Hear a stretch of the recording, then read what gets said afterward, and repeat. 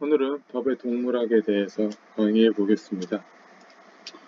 우선 독이란, 독소란 자연적으로 만들어진 독성 물질을 생물체의 유해한 반응을 일으켜 기능 장애는 물론 죽음을 초래할 수도 있다.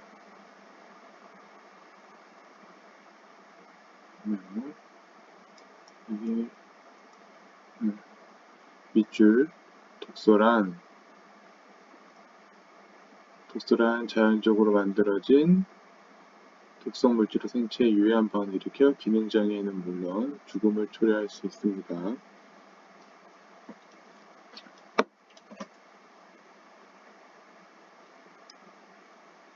독성은 치사량을 넘겨야만 죽을 수 있기 때문에 독소마다 얼마까지 섭취해서 독작용을 나타내는 기준은 정확히 없습니다.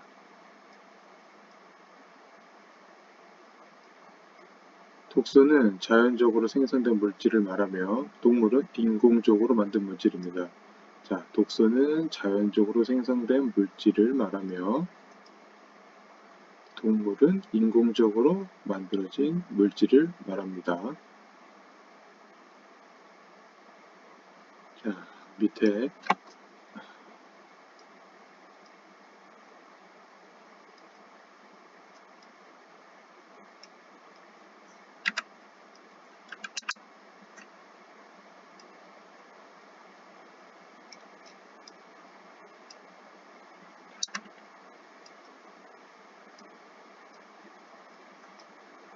자, 여기에서 중요한 거 인체에 작용하는 방법에 따른 동물 분류. 자, 부식, 실질, 효소, 혈액, 신경독이 이렇게 있으며 부식은 조직에 직접 작용하여 부식 혹은 괴사를 일으키는 것. 강산 및 강알칼리, 화합물, 중금속 등 실질들은 실질 장기에 흡수된 후 독작용을 나타내는 것. 인, 비소, 화합물, 중금속, 연 등 효소독은 특정 효소계의 기능장애를 초래하는 것. 유기인재류, 청산화합물, 이거는 많이 들어봤을 거라고 생각합니다. 청산화합물, 일명 청산가리라고 하죠. 혈액독은 주로 적혈구의 장애를 초래하는 것, 일산화탄소, 유화수소, 그 다음에 염소산 칼륨인데 우리가 가장 많이 접하는 것은 일산화탄소죠. 연탄가스로 인해 사망하는 것, 일산화탄소 중독이라고도 많이 하죠. 신경독은 우리 신경, 중추신경의 기능장애를 초래하는 것, 알코올, 염화, 탄산수소, 최면제 마약, 우리가 제일 많이 보는 게 알코올 중독, 이것도 중독입니다. 그 다음에 요즘 마약 중독, 요즘 뉴스에 많이 나오죠, 마약. 그 다음에 독소 및 동물의 화학적 성상에 따른 분류, 가스, 일산화탄소, 메탄, 질소 등 휘발성 물질, 알코올, 아세톤, 벤젠, 가솔린, 부식성 물질, 황산, 염산, 가공소다, 강알산, 그 다음에 강알칼리성 화학물질, 금속류는 수은, 카드뮴, 납. 여기서 이제 우리가 많이 들었던 수은 중독. 수은 중독은 주로 많이 뭐로 나오죠?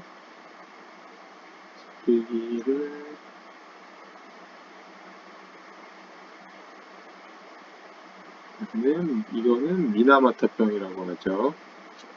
수은 중독은 미나마타병이라고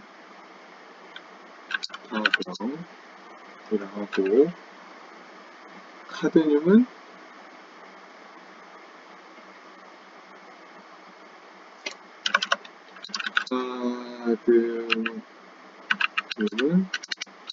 많이 들어봤을 거지.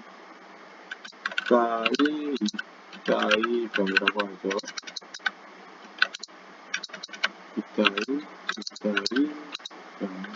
이렇게 하죠. 이따이병이라고 합니다.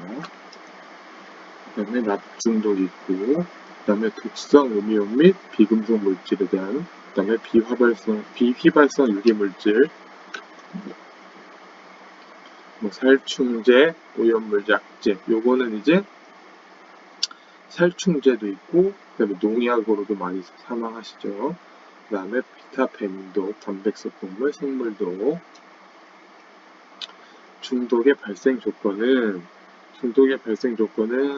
동물의 용해성, 투여량, 농도, 섭취 방법, 섭취 경로, 동물의 순도, 동물의 병질, 유무 등이 영향을 주며 물, 산, 알칼리, 지질 등에 용해되는 물질은 흡수작용을 나타낸다. 섭취 종류는 경구, 입으로 마시거나 경피, 피부로 들어가거나 흡입, 공기로 들이마시거나 주사, 혈관에 직접 쏘거나. 독성 효과는 정맥 주사, 흡입, 복강내 주사, 피하 주사, 근육내 주사, 경구 투여, 피내 주사 순으로 높다. 동물의 용매는 종류도 독성에 영향을 주며 독성 물질의 직업적 노출은 주로 피부와 흡입으로 섭취되지만 자살인 경우는 대부분 경구 투여에 의해 생긴다. 자, 이거는 뭐 당연한 거고, 약을 많이 먹거나 뭐 농약을 먹거나 뭐 독성 물질 청산가리를 먹거나 이런 거 대부분 자살하려고 먹는 거고, 그다음에 이제 직업적 노출, 이제 이거 이제 현장에서 과학수사관 같은 경우도 화재 현장이라든가 뭐 공장 폭파 이런 것 때문에 거기 안에 있는 안 좋은 가스들을 흡입하고 피부에 노출되기 때문에 또 피부가 흡입할 수 있기 때문에 저희 같은 사람들은 뭐 특수 건강 검진을 합니다. 몸에 독성이 있는지 없는지.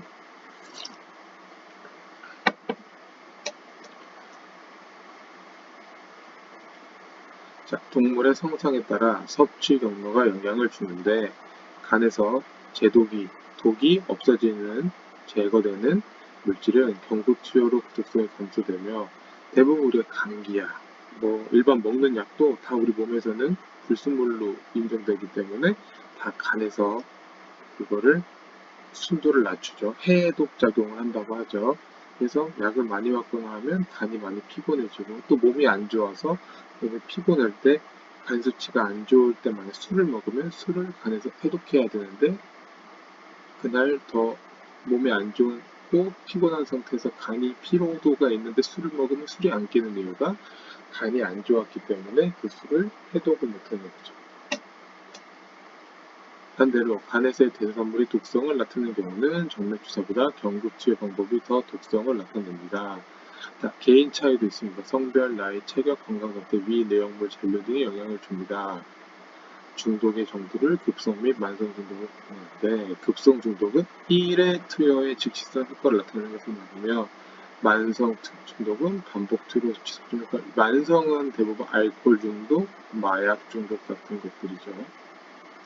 중독의 진단, 법의관이 변사체의 중독사를 진단하기 위해서는 독극물 검사가 필수적이며 그 검사의 결과를 근거로 해서 진단하게 됩니다. 중독사이거나 중독사가 의심되는 변사체를 검시할 때는 모든 검시와 마찬가지로 변사자의 생전 정보와 사망 장소의 상황에 대한 정보가 매우 중요하다. 생전 정보, 이 사람이 원래 건강했었는지, 아니면 복용하는 건강했었는데 갑자기 죽었는지, 아니면 피 검사를 해봤는데 이 사람 몸에 뭐 어떤 특정한 약의 수치가 많이 나왔다. 그럼 이 사람이 생전에 어디가 아파서 이 약을 꾸준히 먹은 건지, 아니면 죽기 위해 한 번에 먹었는지, 뭐 이런 거. 그다음에 뭐 사망 장소 같은 것도 뭐 집에서 먹었는데 뭐 집에 술병이 막 엄청 쌓여있다. 그럼 이 사람 알코올 중독으로 간이 망가져서 제대로 해독을 못하고 술만 먹어서 영양분이 없어서 뭐 죽은 걸 수도 있고, 아니면 뭐 어떤 술집에서 마약 파티를 벌이다가 마약 같은 거를 치사량 이상으로 흡입했던가 치사량 이상으로 자기 혈관에 주사해서 죽은 걸 수도 있고요. 여기 써있네. 평소에 약을 먹어야 할 질환이 있었는지, 아니면 자살자에 있어서 정신과 병력이 참고되는 수가 많으며 자살의 동기를 찾아야 합니다. 그리고 사망 장소나 변사자가 발견된 곳의 상황, 즉 약이나 독극물, 음독은 음료와 뭘 마시다, 독을 마셨다, 음독한 흔적이 있는지, 구토나 배변, 배뇨, 배변의 흔적이 있는지. 이게 옛날에는 농약을 하도 많이 먹고 돌아가셔서 요즘은 농약을 먹으면 구토하는 성분을 농약 회사에서 집어넣어서 먹으면 구토하게끔 그 다음에 또 어떤 냄새가 나는지. 이거는 뭐냐면 청산가리를 먹고 돌아가시면 부검했을 때 살구씨 냄새가 난다는데, 이 살구씨 냄새를 맡을 수 있는 사람은 뭐 2분의 1 정도라고 합니다. 선천적으로 맡을 수 있는 사람은. 그 다음에 변사자 주위에 음독과 관계되는 모든 자료를 채취해야 하며 구토물과 배설물도 중요한 검사 자료가 될 수 있다. 중독자가 의심되는 여깄줄, 중독자가 의심되는 변사자의 부검은 여느 부검과 특별히 다르진 않아 독극물을 증명하기 위해서 검체를 채취에 유의해야 한다. 자, 이 사람이 독을 먹었으면 이제 검사를 해봐야겠지? 대부분 위 내용물을 한다던가 아니면 뭐 혈액 검사, 심장 내 혈액, 위 내용물, 방광 내 소변 채취를 검사합니다. 그러나 시체가 심하게 부패된 경우는 위혈관 검체 채취가 불가능할 경우가 있습니다.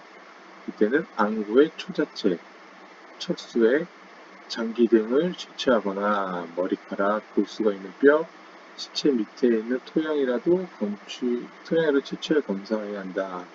자, 이거 무슨 안구의 초자체는 눈 안에 안구 안에 있는 물, 초자체, 척수액. 근데 부패가 되면 이런 것들도 거의 없어지고 머리카락도 이제 머리카락에 나오려면 마약같이 꾸준히 지속 장기간 했으면 머리카락이 나오는데 뭐 한 번 자살하기 위해서 농약을 먹어가지고는 머리카락이나 골수의 뼈에서 안 나올 수도 있습니다. 시체 밑에 있는 토양을 채취 검사해야 된다는 것은 사람이 이제 예를 들어 땅에 무슨 돌아가셔서 땅에서 이제 부패가 돼서 그러면 이제 내 몸에 이제 사람 시신에 이제 영양분이나 단백질이나 혈액이 땅으로 흡수했을 가능성이 있기 때문에 이걸 채취해서 검사해야 한다고 하지만 아직 흙을 검사한 적은 저도 한 번도 없었습니다. 검체 채취량은 분석기기의 발달로 소량으로도 분석이 가능하나 통상적인 검체의 종류와 채취량은 밑에 표와 같다.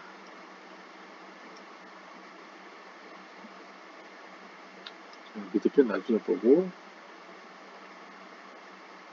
자, 독극물 검사 결과 해석은 혈액 등 검체에서 독극물은 약제 검출되었다고 해서 무조건 중독사라고 단정할 수는 없다.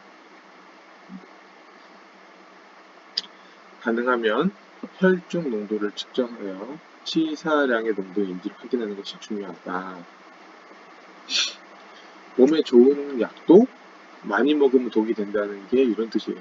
그러니까 어떤 독이어도 치사량을 먹지 않으면 죽지 않고 좋은 것이어도 그 양이 너무 많으면 사망할 수가 있습니다. 자, 투여 방법을 확인하기 위해서는 장기별로 분석하여 위장관이나 간에서 농도가 높으면 경국 투여한 것이고 폐에서 높은 농도가 측정되면 흡입한 것으로 추측할 수 있습니다. 자, 여기 별표, 여기 매우 중요합니다.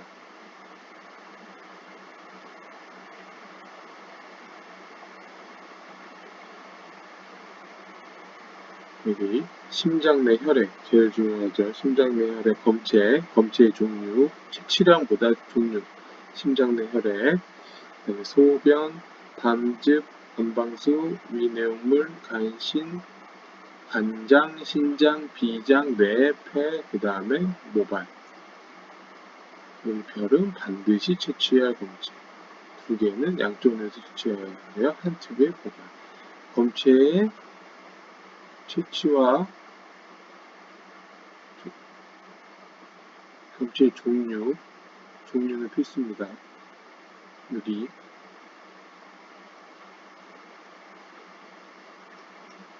자, 현재 부검 시 채취한 각종 검체는 국과수에서 분석을 합니다.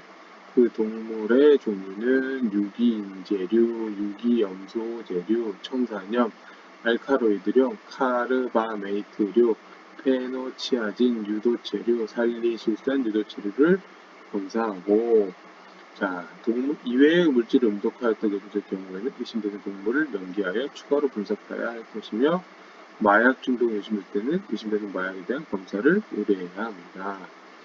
가스,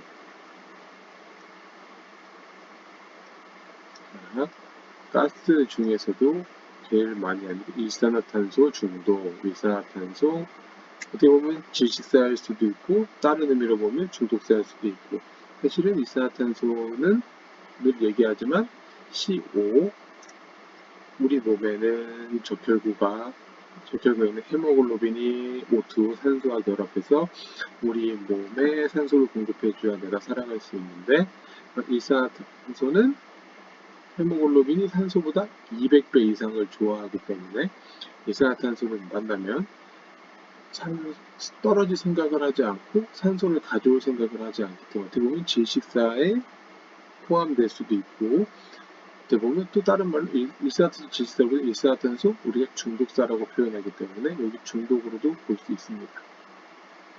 일산화탄소는 무생, 무미, 무취의 가스로 공기보다 가볍다. 중요하고 제일 많이 나오는 게 연탄가스, 자살이죠. 자, 과거 우리 나라에 많이던 연탄가스 중독으로 바로 일산화탄소 중독입니다. 또한 일산화탄소 중독은 화재 사고에서도 주된 사망의 기전이 됩니다. 자, 도시가스나 자동차 배기가스 흡입, 탄광의 갱내 폭발에서도 일산화탄소 중독이 발생한다. 자, 직업병으로는 석유화학 공장, 주물 공장, 용광로, 가스 배관 작업장에서도 발생하기도 한다. 일산화탄소는 담배 연기의 0.5를 도시가스의 4에서 자동차 배기가스에서 0.54%, 대도시의 공기에는 0.0001에서 0.00002% 정도 된다. 중독작용, 아까 말한 것처럼 일산화탄소는 적혈구 헤모글로빈과 결합하여 일산화탄소 헤모글로빈을 형성한다. 일산화탄소는 산소에 비해 헤모글로빈에 대한 친화력이 2에서 300배 높으므로 아까 말한 거 중요하죠. 친화력이 2에서 300배 높다. 그래서 떨어질 생각을 안 한다. 그래서 일산화탄소가 산소보다 헤모글로빈보다 쉬운 정도가 아니라 일단 결합하면 생성된 일산화탄소 헤모글로빈 조직에 해리되기 어렵다는 것을 의미한다. 그 얘기는 산소가 내 몸에 들어오지 않는다. 산소가 내 몸에 들어오지 않기 때문에 죽는 거죠. 그래서 이거 결합했으면 헤모글로빈은 산소의 운반에 쓰이지 못하고 그만큼 헤모글로빈이 부족한 것이 되고 혈중 일산화탄소 헤모글로빈이 도와지면 각 조직에 산소 부족을 일으켜 내 몸 안에서 질식이 일어나는 거죠. 자, 일산화탄소 헤모글로빈이 증가하면 단순히 산소 운반 능력을 잃은 헤모글로빈의 증가뿐 아니라 남아있는 헤모글로빈의 산소에 대한 친화성도 높아지므로 혈액 산소 해리 곡선이 변화하여 같은 양의 헤모글로빈을 잃어버린 빈혈에서보다 조직에서는 산소 부족은 더 심해진다.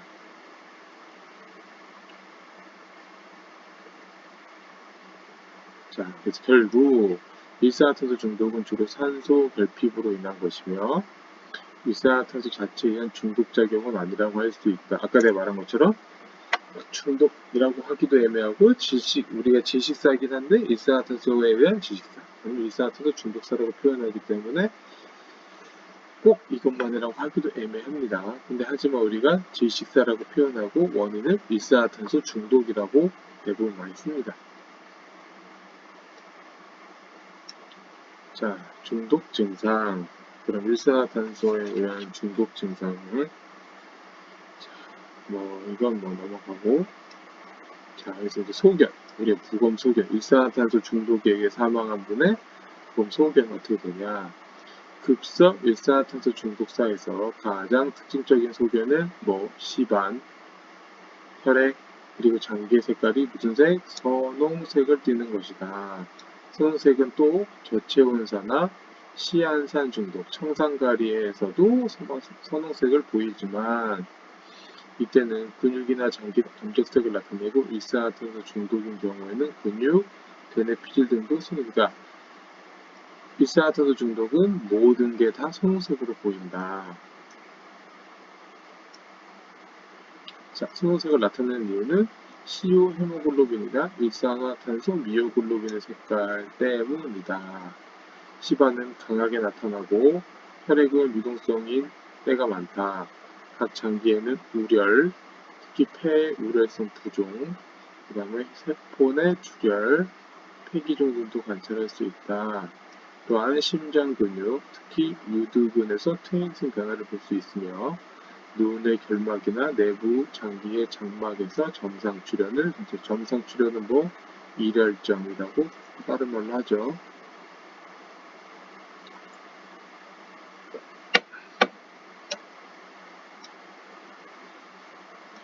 쭉 넘길게요. 여기 보면 이산화탄소로 줄이면 여기 이렇게 선홍색으로, 자, 폐도 약간 진한 암적색이 아닌 약간 분홍 선홍색, 약간 시빨간색 이런 걸로 보일 수 있다.